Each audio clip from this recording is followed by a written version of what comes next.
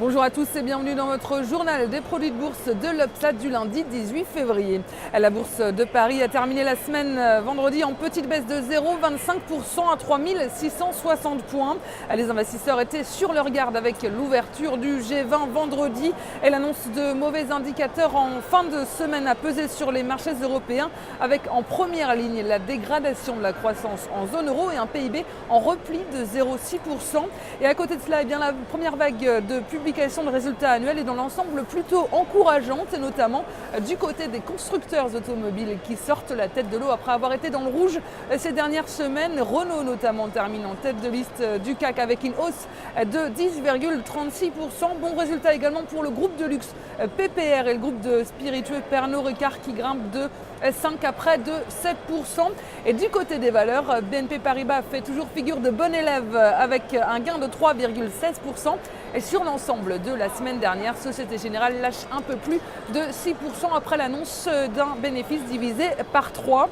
Et à New York, les indices américains ont terminé en légère baisse vendredi dernier. Wall Street en perte de vitesse n'est pas parvenu à se redresser malgré des confirmations de la reprise américaine. Alors plusieurs indicateurs sont tombés aux États-Unis. D'abord la confiance du consommateur américain, on voit qui est à son plus haut ce mois-ci. Ensuite l'indice manufacturier de la Fed dans la région de New York est en hausse pour la première fois depuis le mois de juillet. Léger bémol en revanche du côté de la production industrielle qui recule légèrement en janvier. Alors des chiffres globalement encourageants qui montrent que la consommation va jouer un rôle important dans la reprise cette année.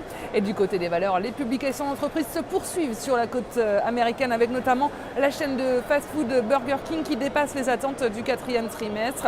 Herbalife, le spécialiste des produits minceurs, flambé de 11% après des annonces de rachat. Et les investisseurs sont tout de même restés sur leur garde vendredi avec le G20 qui commençait à Moscou. Et au programme de cette réunion des finances, c'était la guerre des monnaies. Et si on regarde sur le marché d'échange justement, on voyait qu'en fin de semaine dernière, l'euro était stable face au billet vert 1,3359. Peu de mouvement donc sur la place new-yorkaise. La tendance était prudente en attendant l'issue de la réunion du G20 samedi dernier. Et d'autant plus que Wall Street est fermé aujourd'hui en raison du President's Day.